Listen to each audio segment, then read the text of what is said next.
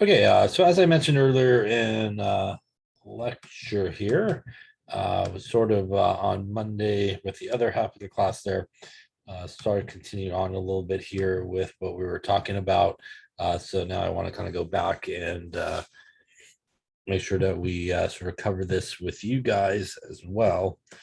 So what we were talking about there last time towards the end was sort of cis and trans isomers. And remember, in order to sort of have cis or trans isomers, you basically need two things. I guess you need a double bond, but within that double bond, you need to make sure really of sort of two things. First off, on each of the carbons within the double bond, we need to have different groups attached to it. Then we need to have on opposite carbons a group that is the same. And remember, if it's cis, that means that it's on the same side. If it's trans, it's on opposite sides. So the one we sort of left off on there when we were all together on Monday was this top one. And again, when we look at the carbon here, it has a chlorine and a methyl group, which are different. When we look at this carbon here, it has also chlorine and a methyl group, which are different. So that's the first thing that you need to make sure for cis and trans. Then obviously in this case, we have a chlorine group that's the same on opposite carbons. We even have a methyl group that's also the same on opposite carbons. So in each case, either the methyl group or the chlorine group, we do have them on the same side of the double bond, and that is where our cis does come from. Remember that when we want to actually name these guys, sometimes people will really focus in on the double bond part of it and miss the longest carbon chain. So that's sort of what we did here. That's 1 carbon, 2 carbons, 3 carbons, 4 carbons, and that is where butene comes from, to where the double bond and obviously our 2 chlorine groups here gives us cis 2,3-dichloryl butene. If we look at the next guy here, again, we want to really focus in on our double bonded area here. First thing we want to make sure is this guy and this guy are different, which they are, which is good. We also want to make sure this guy and this guy are different, which they are as well, which is good. That means that we can have cis and trans because we also have a methyl group and a methyl group that are the same on opposite carbons, or we have a bromine group and a bromine group, which are the same group on opposite carbons. The location of each of these guys are opposite of each other. So right off the bat, we know that this is going to be trans.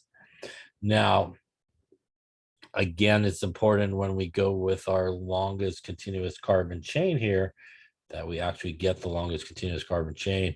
And that, again, is actually starting here. That's 1 carbon, 2 carbons, 3 carbons, and 4 carbons. So again, even though it's really drawn with the cis and trans showing, we do have 4 carbons, which means, again, the base of our name is going to be butene because we have a double bond. We want to give the location of the double bond, and really, no matter which way you go, it is going to be carbon number 2 where that is. So this again is going to be 2-butene. And in this particular case, remember that these methyl groups that we were calling methyl groups earlier are actually part of the longest continuous carbon chain, which means really for the actual name, it's only the bromines that are actually groups that need to be named. And that is that 2 and 3 dibromo, go above it, 2-butene. So trans 2,3 dibromal 2-butene. Any questions on that name there? Now we look at the next one. Again, isolating our double bond here. We see methyl and hydrogen, which are different. On the other guy, hydrogen and methyl, which are different. and clearly methyl and methyl, which are the same. They are also on opposite sides. So that is trans. Longest continuous carbon chain, that is 1, that is 2, that is 3, that is 4. And there's really nothing else attached, as hydrogens are really not groups in terms of naming. That means that's actually only 4 carbons, nothing else there. And that would be 2-butene. Again, the location of our double bond at carbon number 2. Any questions on cis or trans there? Now, sometimes when you're drawing cis or trans, the easiest thing to do sometimes is maybe not to draw it as cis or trans, but just to draw sort of the molecule, kind of straight across, And then the next thing you could do is really just isolate the carbon-carbon double bond and then move your groups up or down depending on sort of what you're drawing, either the cis or trans. So sometimes it's a lot easier to, if you're given a molecule to draw that says, hey, draw trans, whatever it may be, just to draw it without the trans part, just normal, isolate the double bond. And then at that point, you can kind of move your groups either up or down, depending on whether you're drawing cis or trans. So that's although you're drawing sort of the molecule twice, it's sometimes a little bit easier to visualize what you need to do. Any questions on that there? Okay, then we're going to talk about alkenes and the types of reactions that they undergo. And alkenes basically will undergo addition reactions. So unlike alkanes, which are substitution reactions, where something comes on and something comes off, in the case of addition, pretty much everything just comes on.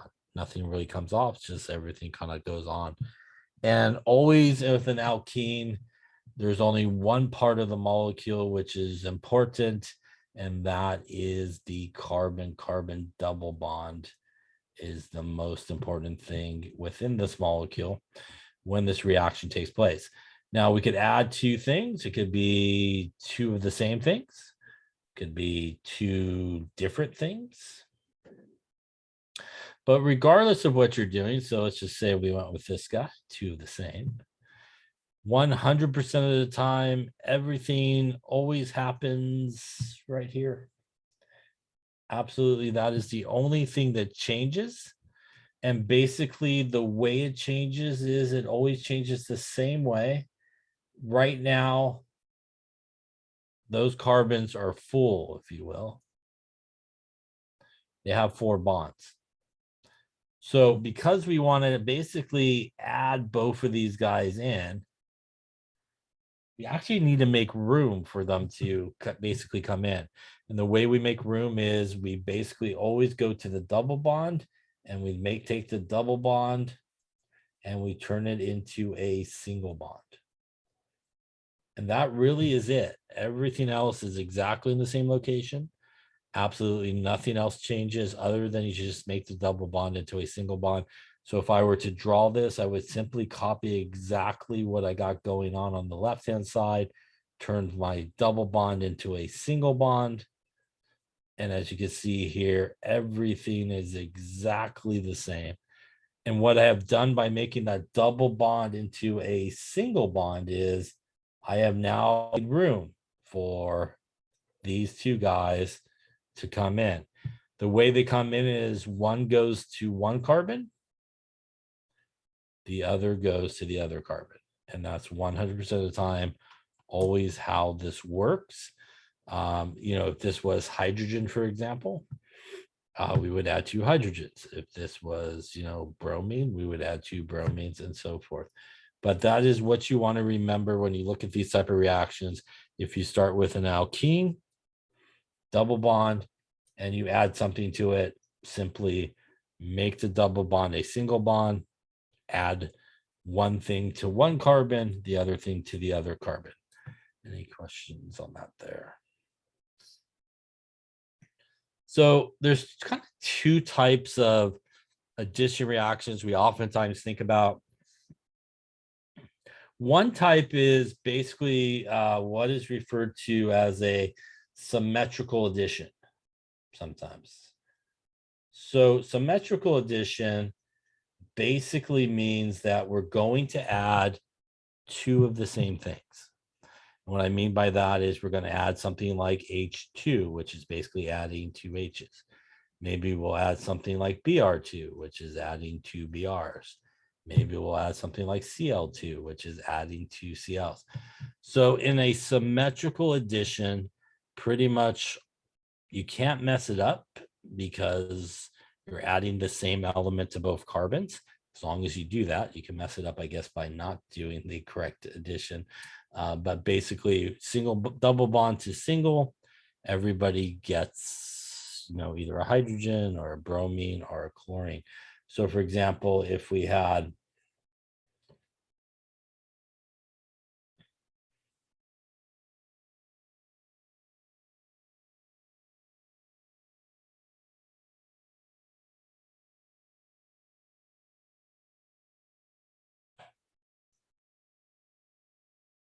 so if we had this guy here, and then we added H2 to it.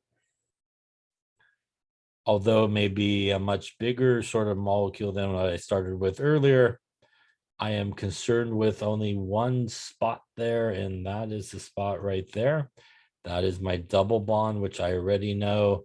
Simply all I have to do is make it into a single bond. And that means that really all I should do is start right here and copy exactly what's there. So essentially all I have to do is just copy exactly what's there. Things are not going to do anything weird. Things are not going to like close up on each other, make a ring structure, not going to break apart. It's going to be basically the same.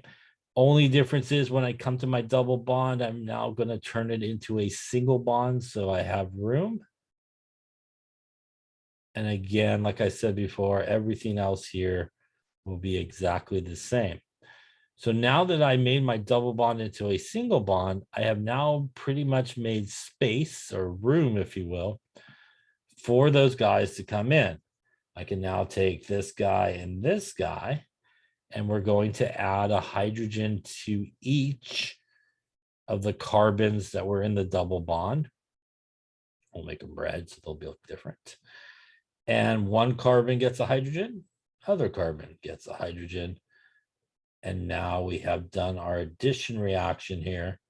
We have added the H2 in. We went from an alkene to an alkane in this particular case. Sometimes catalysts are used in these processes. Sometimes you'll see these guys written above the arrow as a catalyst, again, just used to speed up the reaction, not have no participation in anything that is happening here. Any questions on that one there?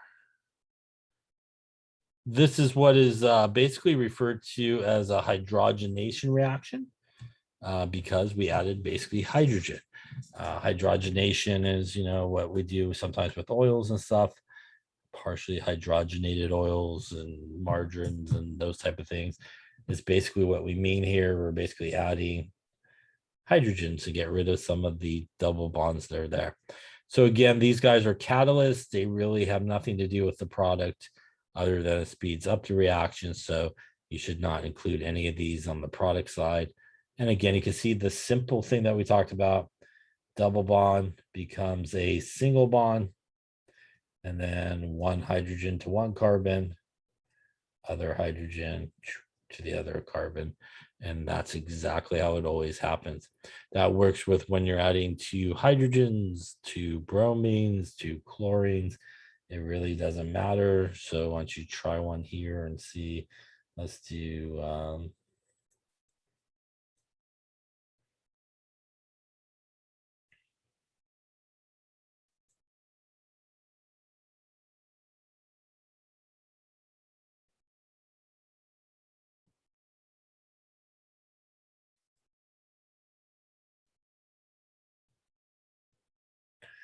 why don't we add let's do bromine,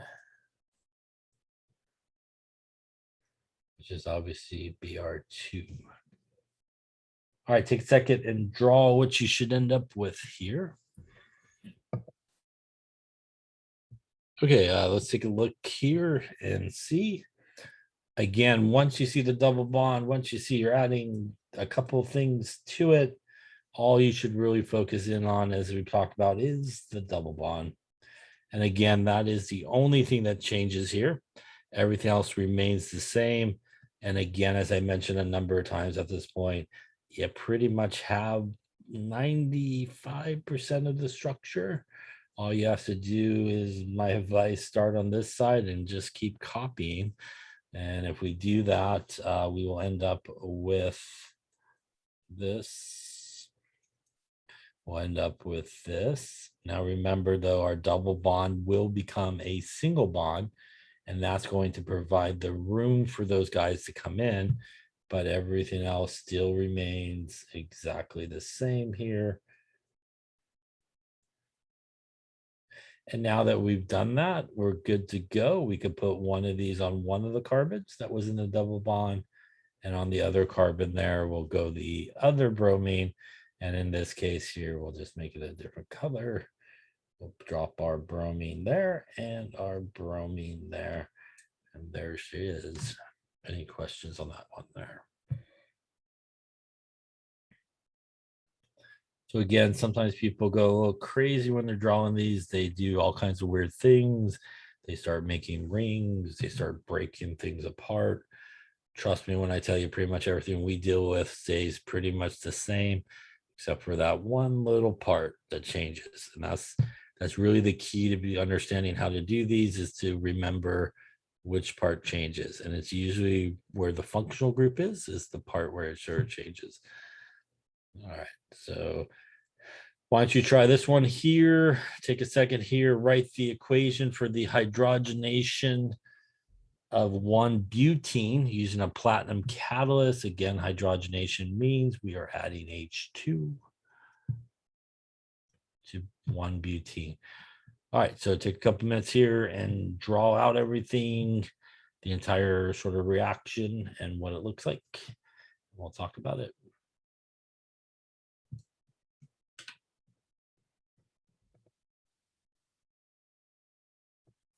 Okay, so let's take a look here. So we're gonna do a little hydrogenation there, which is a fancy way of saying we're adding hydrogen. We're gonna add that to 1-butene. So since we have the name, we'll do like we normally do. We're gonna work our way backwards here.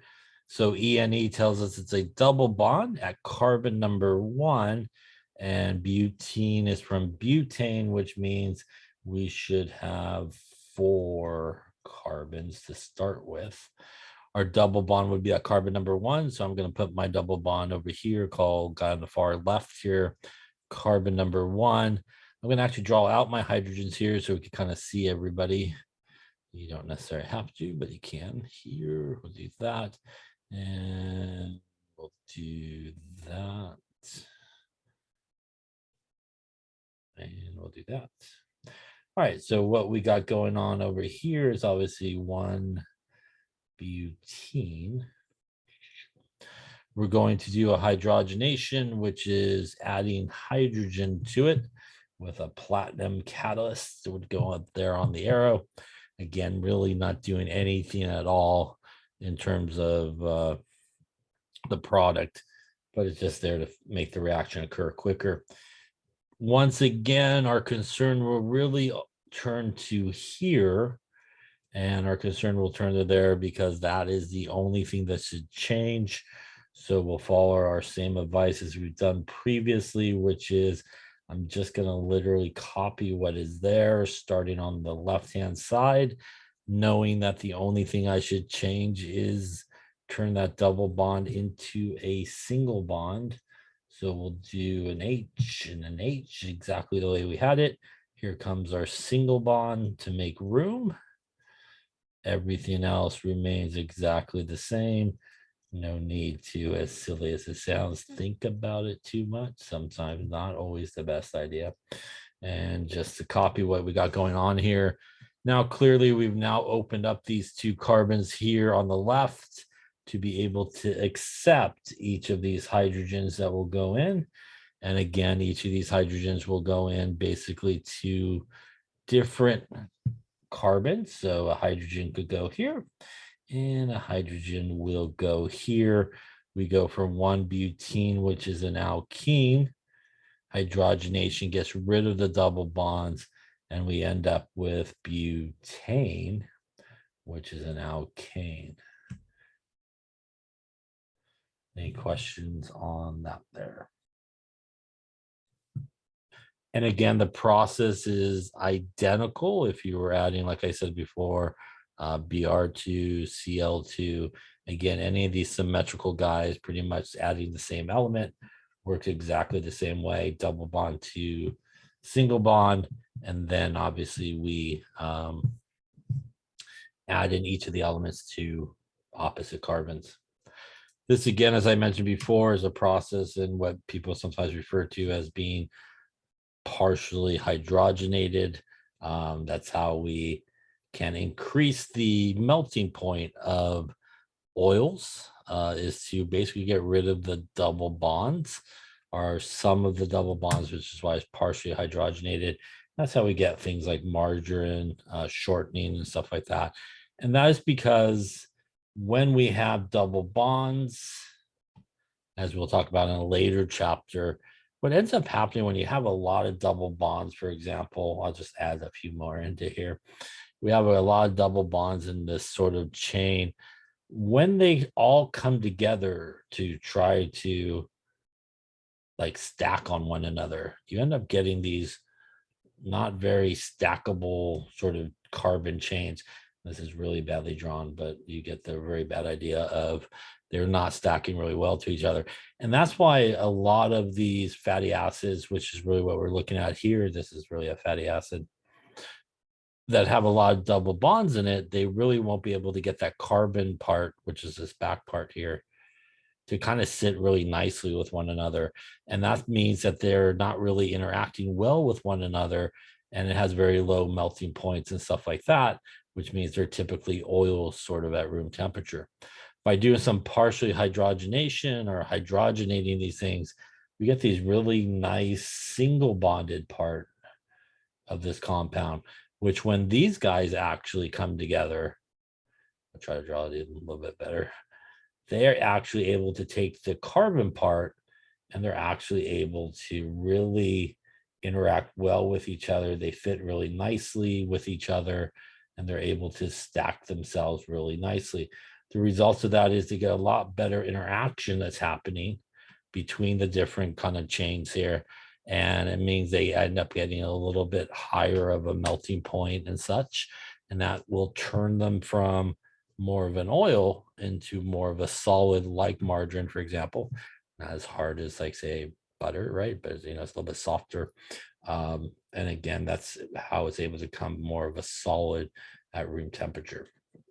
So again, when somebody says, partially hydrogenated, that's basically what they're doing, is they're kind of just removing a lot of the double bonds, and that allows it to sit nicely with each other and create these more sort of solids at room temperature. Any questions on that there? All right, got a couple more, I think. All right, so I want you to take a second here and do each of these and see what you come up with. And we will see if we all agree here in just a sec.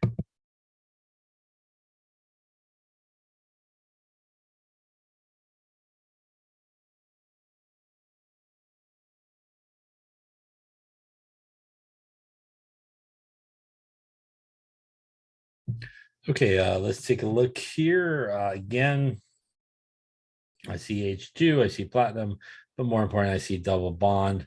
It may be helpful to you to maybe just redraw this with the hydrogens out so you can kind of see what's going on. You don't have to, but maybe it might help you visualize. So that's CH3, then we have a CH, we have our double bond, and another CH and a CH3. And we're obviously adding H2 to it. So much like we've done in all these examples, we know that it is really just the Double bond is where pretty much all the action is going to take place. Again, I'm going to just copy from left to right. And remembering when I do get to my double bond, we will make that a single bond, which is right here, now turning into a single bond.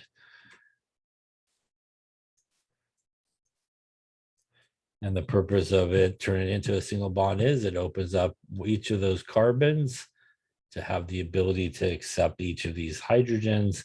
And again, if this was Br2 or Cl2, that is what you would be adding in here. Works exactly the same, but we do add obviously two opposite carbons in this case, and there we go. We end up with our butane here as our alkane. Any questions on that there? Looking at the second one here, a reminder that a couple things, this is line structure. Even though it's a ring type of situation, we're still only concerned right here at our double bond location. Also important to remember how many hydrogens we got going on. This guy has two lines, which means he technically has two hydrogens, two hydrogens, two hydrogens. But because of the double bond here, one hydrogen and one hydrogen basically right there. What we're going to do is draw it the exact same way.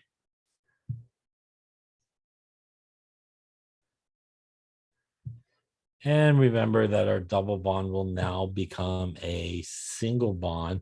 And a reminder that there is still a hydrogen that we started with on each of those. And in this case, we're going to again add a hydrogen to each of those carbons, which means we get a hydrogen here and a hydrogen here. As again, we are adding H2, obviously. Any questions on that particular one there? By the way, if you were to draw this, most people again would not draw out the hydrogens, and it actually would just be sort of drawn like so. All right, so these are again symmetrical additions. Hydrogen, Br2, Cl2, all works the same. Double bond turns into a single bond. One carbon gets one element, the other carbon gets the other element, and that's it. Don't change anything else other than that. Now what we're going to talk about is the same type of reaction. This is a hydration reaction, which means that we are going to be adding water. And when we add water, which is H2O, in this context, we think of water as H and OH. So these are the two things that basically gets added into the double bond area. It works identical to what we did before. We're going to take the double bond and make it into a single bond, and one carbon will get the hydrogen, the other carbon will get the oxygen. This is what is referred to, though, sometimes as an unsymmetrical addition. And that is, again, basically we're adding two different elements here. So that's unsymmetrical. Water is a common one. Some other common ones is like HBr, where one carbon would get a hydrogen, other one would get a Br. HCl, one would get a hydrogen, one would get a Cl. These are also unsymmetrical additions. These two are not considered hydration reactions. Hydration reactions are just when we add water, but these are all unsymmetrical addition reactions. So what happens? Well, sometimes we do need a strong acid to help us, like sulfuric acid.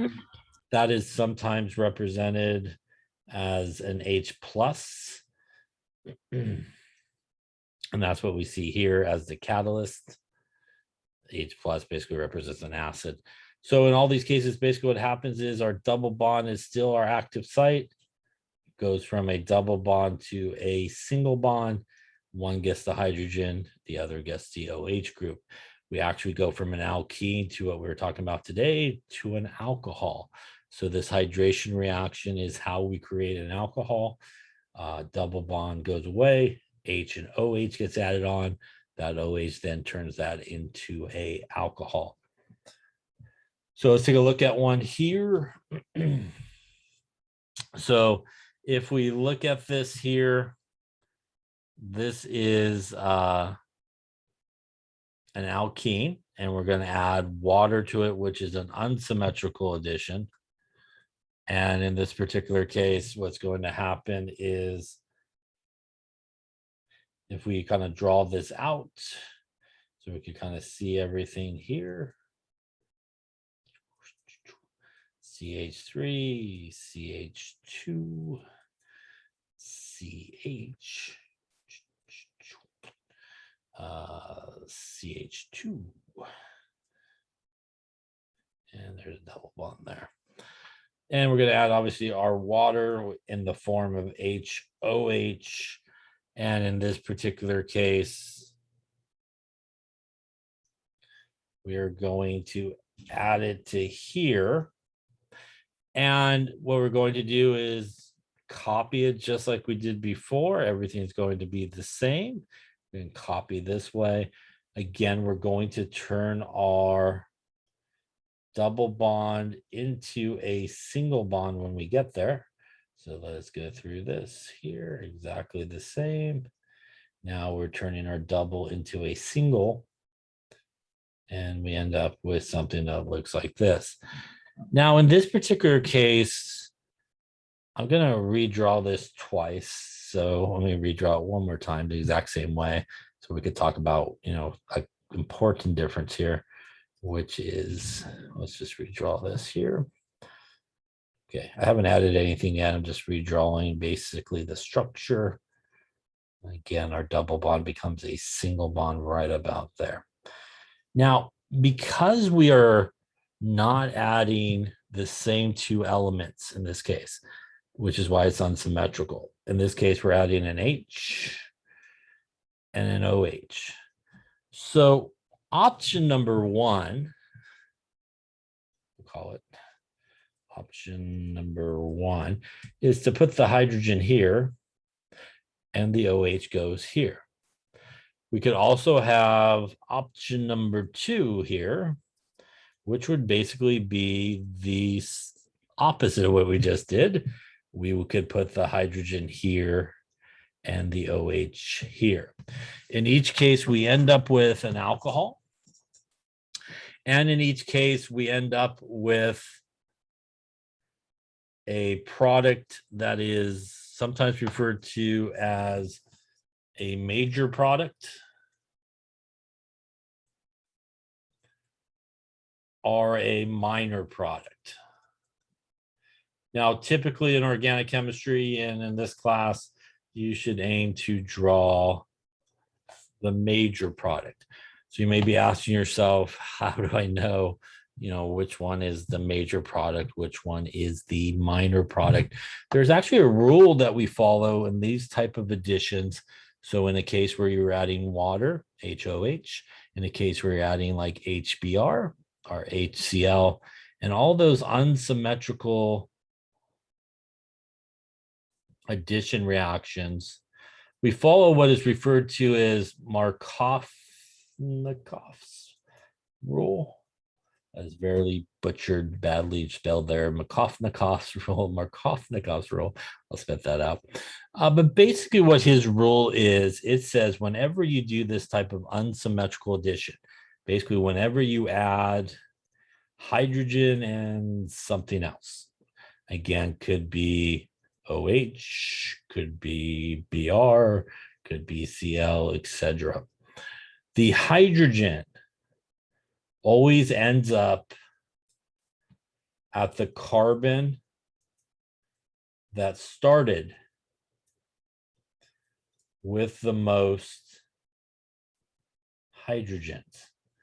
So what does that mean? That means, technically speaking, you would want to go back to your original guy, which is this guy right here. And you want to look at each of the carbons in the double bond, because that is ultimately where we're going to add these things in. And you want to count up hydrogens. So when we look at the hydrogens for the carbon on the left-hand side there, he has a grand total of 1 hydrogen. When we look at the carbon on the right-hand side, he has a grand total of 2 hydrogens. What that means is, technically speaking, when we do this addition, we should put the hydrogen on this carbon, which when we do that gives us actually this structure right here. This would be our major product in this case. This would be the opposite, which would be our minor product. And again, you kind of want to go for the major product. So the rule is, whenever you're adding an unsymmetrical addition of hydrogen and some other element, the hydrogen should always end up on the carbon that started with the most hydrogens to begin with. Any questions on that? Oh, I should take a look at one more here, maybe. Got somewhere to write here, maybe. Come here. Maybe that's somewhere to write. Let's go this way, actually. That's too far. Yeah. All right, we'll go here. We'll squeeze it right here. All right, so let's try one here.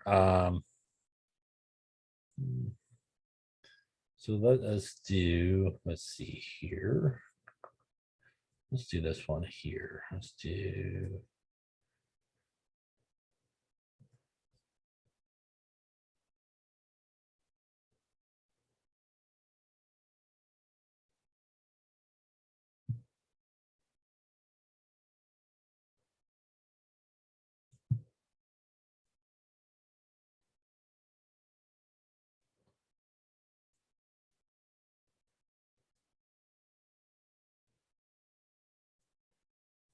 All right, let's do this one, and let's do something different. Let's add go HBr. All right. Take a second, draw the product that you should get. Let's take a look here since we're getting to the end. Again, we really just want to kind of go about it the same approach that we've been taking, which means clearly we see the double bond. So clearly that should be the focus of where things are going to happen. The other important thing is to kind of look at this guy, and we do see that we're not adding 2 of the same. So again, this is our unsymmetrical addition. If you want, you could just jump right into drawing it without thinking too much about it, other than we do know that we shouldn't take our double bond into a single bond situation. Now that I scribbled all over the place, we're just going to draw it above it. So again, just copying this way across, not changing anything except when I get to the double bond, which is right about now. Going to make that into a single bond. Everything else remains the same. And I got this guy down here at the bottom. Okay. So now what I did is I pretty much have, I think, made room here. I also have too many hydrogens again. So that's my bad. I'm sorry. That should not have that hydrogen. So let me get rid of it there. There you go. All right, no harm, no foul. We got an eraser, so that helps. Okay. Again, I shouldn't have the hydrogen there because I had 5 bonds, and that's too many. So this guy was good at that point. All right, so I copied everything and got rid of my extra hydrogen on both that I should not have had. Now I want to make sure that my hydrogen that I'm adding in ends up on the carbon that started with the most hydrogen. And when we look at the double bond here, now that I got rid of it, it has no hydrogens. And when I look at the double bond here, carbon, it has 2 hydrogens. That means that the hydrogen should end up on the right there, because this is the carbon that started with the most hydrogens. And by default, the bromine should end up on the other carbon, which would be right there. Any questions on unsymmetrical additions or addition reactions in general? Any questions on any of these things here? Okay, that then should actually wrap up the part that I did with Monday's discussion. Now you guys